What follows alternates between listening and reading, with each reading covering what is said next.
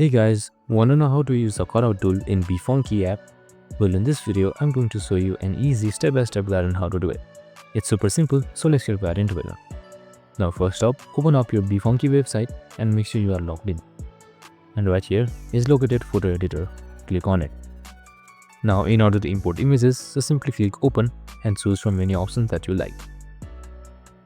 And once the image has been imported, right here on the remove and replace, you can see Cutout. Click on it. Now there are various options you can choose from. The fade brush, magic brush, to rectangle, circle and so on. Now you can also select either remove or keep.